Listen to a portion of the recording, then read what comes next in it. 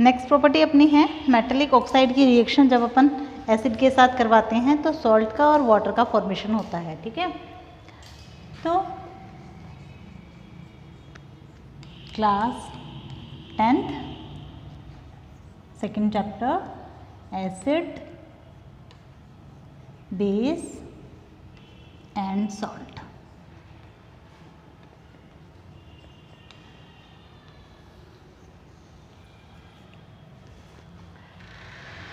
Next property की बात कर रहे हैं, रिएक्शन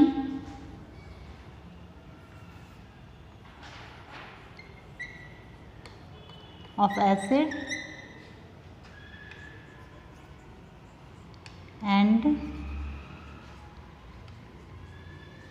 मेटेलिक ऑक्साइड। अब मेटेलिक ऑक्साइड का मतलब क्या हो गया, यहाँ पर आपके पास मेटल है और मेटल की रिएक्शन किसके साथ करवाई हुई है, ऑक्सीजन के साथ। जब कभी भी मेटल की रिएक्शन ऑक्सीजन के साथ करवाएंगे तो जो फॉर्मेशन होगा वो होगा अपना मेटेलिक ऑक्साइड का।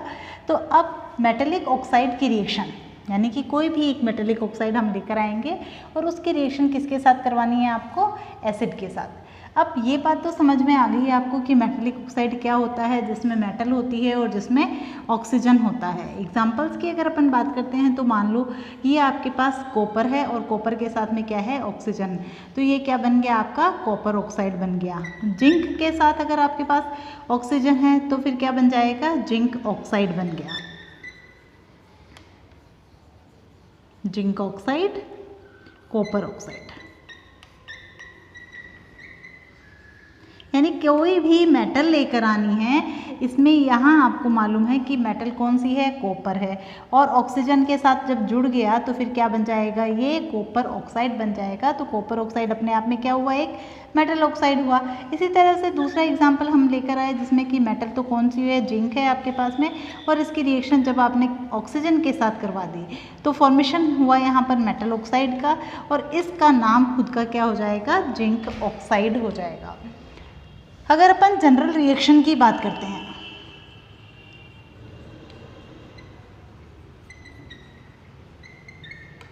तो जनरल रिएक्शन इसकी होगी एसिड प्लस मेटल ऑक्साइड बनने में है सॉल्ट प्लस वाटर। सॉल्ट और वाटर का फॉर्मेशन यहाँ हो जाता है। ठीक है, अब अपन रिएक्शन की बात करते हैं। एसिड में आपके पास में H2SO4 है, HCl है, कोई सा भी एक लेकर आ सकते हो, और इसके साथ में आपने बना दिया कॉपर का। तो जो सॉल्ट का फॉर्मेशन होगा वो सॉल्ट में क्या हो जाएगा, कॉपर के साथ सल्फेट आ जाएगा, तो कॉपर सल्फेट बन जाएगा CuSO4, और इसके साथ ही वाटर। यहाँ रिएक्शन में देखो H2SO4 में से H2 जो है वो वाटर के साथ में ऐड होकर, ऑक्सीजन के साथ में ऐड होकर वाटर का फॉर्मेशन करेगा, और जो कॉपर है वो कॉपर सल्फेट आयन के साथ में मिलेगा, और सल्फेट आयन के साथ मिलकर क्या बना लेगा, कॉपर सल्फेट। मैं नाम लिख रही हूँ यहाँ पर, कॉपर सल्फेट वाटर। ये है कॉपर ऑक्साइड,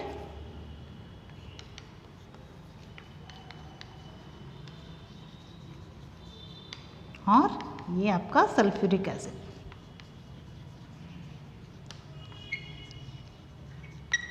ठीक है, नोट डाउन कर लो एक बार इसको। तो अपनी एसिड की प्रॉपर्टीज़ कंप्लीट हो गई। एक बार वापस से रिकॉल कर लो उनको कि जो एसिड है वो हमेशा लिटमस पेपर का जब कलर देखते हैं तो ब्लू लिटमस पेपर को किस में कन्वर्ट कर देता है, रेड में कन्वर्ट कर देता है। इसका टेस्ट जो होता है वो कैसा होता है, इसका स्वाद खट्टा होता है। पीएच जो होती है इसकी 1 to 7 होती है, यानी कि कम वाली पीएच होती है। हमेशा जब कभी भी मेटल की रिएक्शन एसिड के साथ करवाते हैं तो हाइड्रोजन गैस का फॉर्मेशन होता है। जब कभी भी अपन कार्बोनेट या फिर हाइड्रोजन कार्बोनेट के साथ इसकी रिएक्शन करवाते हैं एसिड की, तब जो बनता है वो होगा कार्बन डाइऑक्साइड, हाइड्रोजन और सॉल्ट। अगर हम एसिड की रिएक्शन ऑक्साइड्स के साथ, मेटेलिक ऑक्साइड्स के साथ करवाएंगे तो फिर क्या बनेगा, वाटर बनेगा, और इसके साथ ही सॉल्ट बन जाता है। और एक स्पेशल जो रिएक्शन है वो हमेशा यही होती है, एसिड की रिएक्शन जब कभी भी आप बेस के साथ करवा दोगे तो फिर सॉल्ट बनेगा और वाटर बनेगा, सॉल्ट प्लस वाटर। इस रिएक्शन को न्यूट्रलाइजेशन रिएक्शन भी बोलते हैं। यहाँ पर दोनों ही कंपाउंड यूज आ रहे हैं आपके, एसिड और बेस। ठीक है, ये अपनी एसिड की प्रॉपर्टीज़ कंप्लीट हो गई। अब अपन नंबर सेकंड की बात करते हैं जो अपना बेस है। अगर फर्स्ट प्रॉपर्टी की बात करें, इसके टेस्ट की बात करते हैं, तो इसका टेस्ट कैसा होता है, बीटर टेस्ट होता है, कड़वा स्वाद होता है। अगर इसके टच की बात करते हैं कि ये कैसा फील होता है, तो ये सोपी टच वाला होता है या स्लिपरी टच वाला होता है।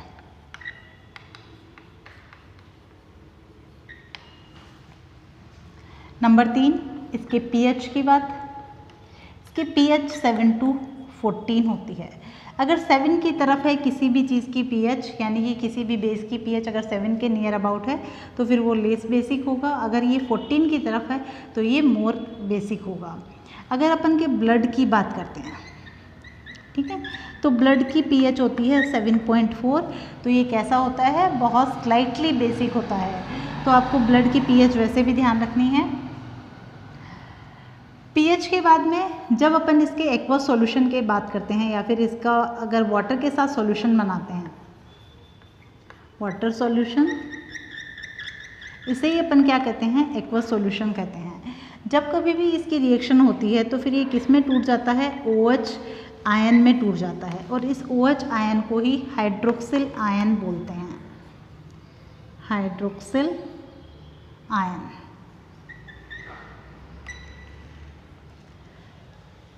अगर आपके पास में स्ट्रॉन्ग एसिड है, स्ट्रॉन्ग बेस है, और दूसरी बात आपके पास वीक बेस है, वहाँ हमने एसिड की जब बात की थी तो हमने देखा था कि 2 टाइप के एसिड और बेस होते हैं, एक होता है आपका स्ट्रॉन्ग और एक होता है आपका वीक। वीक वाले जितने भी थे वो कौन से थे, ऑर्गेनिक जितने भी एसिड्स थे वो सारे के सारे कैसे थे, वीक एसिड्स थे, जबकि जितने भी मिनरल एसिड्स थे वो सारे के सारे स्ट्रॉन्ग एसिड्स थे। अब अपन वही बात किस पे करेंगे, बेस की बात करेंगे। तो इतना आगे तक नहीं, बस आपको इतना ध्यान रखना है कि जब कभी भी एक्वस सॉल्यूशन के अंदर ये कंप्लीटली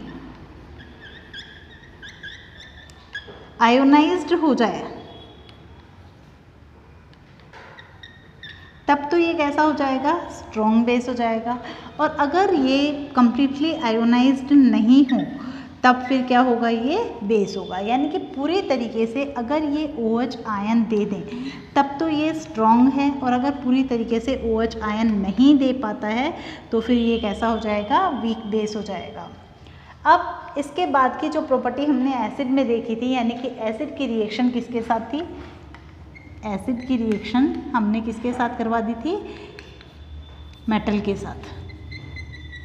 ठीक है, तो इसी रिएक्शन को अब किस में लेंगे, इसी रिएक्शन को अपन ले लेते हैं बेस के साथ, कि जब आप बेस की रिएक्शन मेटल के साथ करवा देंगे तो फॉर्मेशन में वही हाइड्रोजन गैस का इवोल्यूशन होगा, यानी हाइड्रोजन गैस बाहर निकलेगी प्लस सॉल्ट का फॉर्मेशन होगा। पहला पॉइंट क्या हुआ, पहला पॉइंट हुआ इसका टेस्ट, इसका स्वाद जो होता है वो बीटर होता है। नंबर 2, इसका जो टच होता है वो सोपी टेस्ट होता है या फिर स्लिपरी टेस्ट होता है। नंबर 3, इसका जो पीएच है वो 7 to 14 होता है, और आपके ब्लड की जो पीएच होती है वो 7.4 के अप्रॉक्स होती है। नंबर 4, वाटर के साथ जब ये सॉल्यूशन बनाते हैं तो हाइड्रोक्सिल आयन का फॉर्मेशन करते हैं, यानी हाइड्रोक्सिल आयन में ये टूट जाते हैं।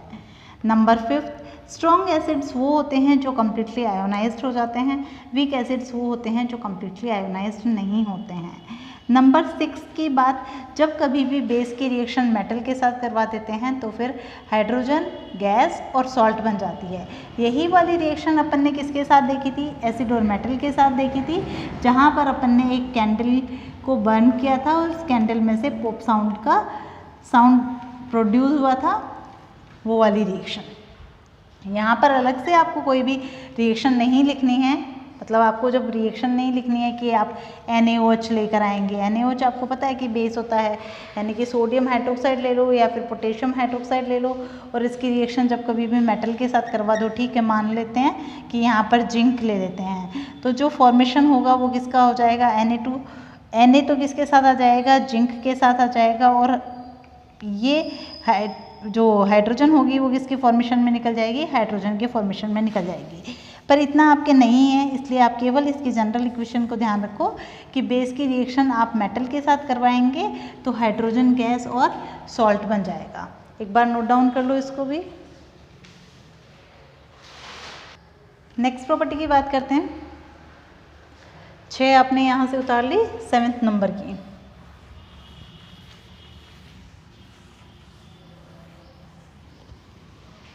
हमने कल की क्लास में ये देखा था कि जब कभी भी आप ऑक्साइड की रिएक्शन यानी मेटल ऑक्साइड्स की जब आप रिएक्शन किसके साथ करवाते हैं, एसिड के साथ करवाते हैं, तो यहाँ पर सॉल्ट का और इसके साथ में वाटर का फॉर्मेशन होता है। ये बात कल की क्लास में देखी थी।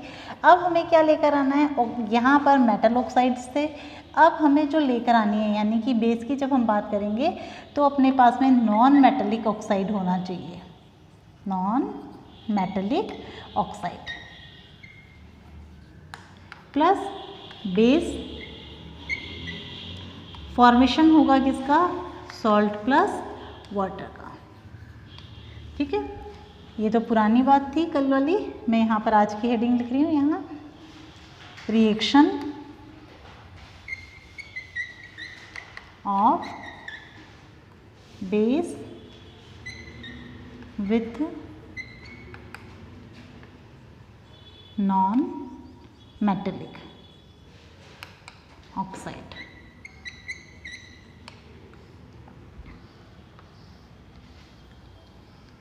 वही बात, ऑक्साइड से यानी ऑक्सीजन की रिएक्शन करवानी है, किसके साथ करवानी होगी, नॉन मेटल्स के साथ करवानी होगी। और जब कभी भी नॉन मेटल की रिएक्शन ऑक्सीजन के साथ करवा देंगे तो जो फॉर्मेशन होगा वो होगा नॉन मेटेलिक ऑक्साइड का। अब इस नॉन मेटेलिक ऑक्साइड की रिएक्शन हम बेस के साथ करवाएंगे तो फॉर्मेशन होगा सॉल्ट का और वाटर का। मेटल की प्रॉपर्टीज़ मैंने आपको बताई थी, लस्टर होती है, सोनोरस होती है, मेलिएबल होती है, डक्टाइल होती है, कंडक्टर होती है। ठीक है, अब ये कि ये सारी अपोज किसके हो जाएगी, नॉन मेटल में, यानी ये नॉन लस्टर होती है, इनमें किसी भी टाइप की कोई भी चमक नहीं होती। नॉन कंडक्टर होती है, इसका मतलब ये हीट और इलेक्ट्रिसिटी के लिए कंडक्टर नहीं होती, ये पास नहीं करती अपने में से हीट और इलेक्ट्रिसिटी को। थर्ड है सोनोरस, इनमें से किसी भी टाइप का साउंड प्रोड्यूस नहीं होता, तो ये नॉन सोनोरस होती है, जबकि मेटल्स कैसी होती हैं, सोनोरस होती है। नेक्स्ट, ये डक्टाइल नहीं होती, यानी इनसे किसी भी प्रकार के थिन वायर ड्रॉन नहीं किए जा सकते, नहीं बनाए जा सकते। मेलिएबल नहीं होती है, नॉन मेलिएबल होती है, इसका मतलब किसी भी टाइप की जो भी आप नॉन मेटल लेकर आएंगे उससे कोई भी थिन लेयर या बहुत पतला फॉइल पेपर जैसा कोई भी पेपर आप नहीं बना सकते हैं। तो मैंने आपको ये भी बताया था कि जितनी भी नॉन मेटल्स होती है वो पीरियोडिक टेबल के एक तरफ लिखी जाती है। यहाँ मैं अगर नॉन मेटेलिक ऑक्साइड्स की बात करती हूँ तो मेरे पास कार्बन डाइऑक्साइड एक नॉन मेटेलिक ऑक्साइड है। अगर मैं सल्फ़र के साथ में ऑक्सीजन की रिएक्शन करवा दूँ तो मेरे पास सल्फ़र डाइऑक्साइड बन जाएगा, ये भी क्या है, एक नॉन मेटेलिक ऑक्साइड है। ठीक है, ये है कार्बन डाइऑक्साइड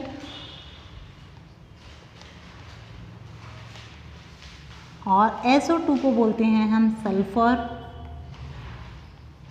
डाइऑक्साइड। अब इन दोनों में से किसी भी एक की रिएक्शन किसके साथ करवाएंगे हम, बेस के साथ। बेस आपको पता है NaOH भी बेस है, KOH भी बेस है। NaOH यानी कि क्या हुआ, सोडियम हाइड्रोक्साइड, KOH क्या हुआ, पोटेशियम हाइड्रोक्साइड। ठीक है, तो यहाँ पर जब रिएक्शन की बात कर रहे हैं तो CO2 की रिएक्शन हमने NaOH के साथ करवा दी, तो यहाँ जो फॉर्मेशन होगा वो किसका होगा, वाटर का। यहाँ से वाटर का फॉर्मेशन हो गया। इसका मतलब अगर मैंने यहाँ से दोनों का ऑक्सीजन को लिया और यहाँ से किसको ले लिया, हाइड्रोजन को, तो फिर क्या बन जाता है, वाटर बन जाता है। अब बचेगा क्या मेरे पास में, यहाँ पर Na2CO3 का फॉर्मेशन और हो जाता है, प्लस Na2CO3। ठीक है। अब ये रिएक्शन बैलेंस नहीं है, तो बैलेंस करने के लिए हम यहाँ पर 2 लगा देंगे। आपको बाद में आएगी बैलेंस करना, मैं आपको बता दूँगी। यहाँ से अब वाटर के मॉलिक्यूल्स को काउंट करो। देखो 2 मॉलिक्यूल्स हाइड्रोजन के यहाँ अवेलेबल हैं, ठीक है। ये 2 मॉलिक्यूल्स हमने यहाँ पर रख रखे हैं। वाटर के साथ में ऑक्सीजन भी है। अब ऑक्सीजन की बात देखते हैं, तो यहाँ पर कितने मॉलिक्यूल हैं ऑक्सीजन के? 2 मॉलिक्यूल है। और यहाँ कितने हैं? 2 4। तो 3 तो यहाँ पर यूज़ हो रहे हैं और एक सिंगल यहाँ पर आ रहा है। बचे क्या? सोडियम के 2 मॉलिक्यूल सोडियम के 2 मॉलिक्यूल के साथ आ रहे हैं। तो इस प्रकार से हमारी ये रिएक्शन हो जाती है। चलो अगर अपन इसी को SO2 के साथ करके देखते हैं, SO2 प्लस NaOH, वही 2 मॉलिक्यूल के साथ में, तो वाटर बनेगा प्लस Na2SO3, Na2SO3 का फॉर्मेशन हो जाता है। ठीक है, नोट डाउन करो इसको। अगर हम यही रिएक्शन कैल्शियम हाइड्रोक्साइड के साथ कराते हैं, ये तो स्ट्रॉन्ग बेस है। अगर अपन वीक बेस की बात करते हैं और हमारे कैल्शियम हाइड्रोक्साइड की बात कर लेते हैं, इसके साथ अगर SO2 की रिएक्शन हो जाती है, तो वाटर प्लस क्या बन जाएगा? CaSO3।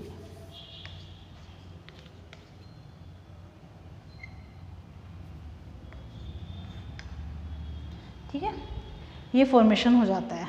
एक बार उतारो इसको, SO4। तो हमारे बेस को भी आज कंप्लीट कर दिया हमने। बेस के साथ में पहला हमने देखा इसका जो टेस्ट होता है वो कैसा होता है, इसका बीटर होता है, टच जो होता है वो स्लिपरी होता है। नंबर 3, इसकी pH जो होती है वो 7 से 14 होती है। इसकी जब मेटल के साथ रिएक्शन करवा देंगे तो फिर वही हाइड्रोजन गैस इवॉल्व होती है। और अगर हम इसके नॉन मेटल की रिएक्शन बेस के साथ करवा देंगे तो सॉल्ट का और वाटर का फॉर्मेशन हो जाता है। तो एसिड और बेस, इन दोनों की बातें हमने कंप्लीट कर ली है। अब कल अपन पढ़ेंगे पीएच के बारे में कि पीएच होता क्या है, इसको मेज़रमेंट कैसे करते हैं, इसको सबसे पहले फाइंड आउट किसने किया था, कौन से स्केल पे इसकी रेट क्या होती है, किस कंपाउंड की पीएच क्या होती है। तो आज के लिए इतना ही। आप इसको उतारो, साथ में कॉपी में भी उतारें और लर्न भी करें।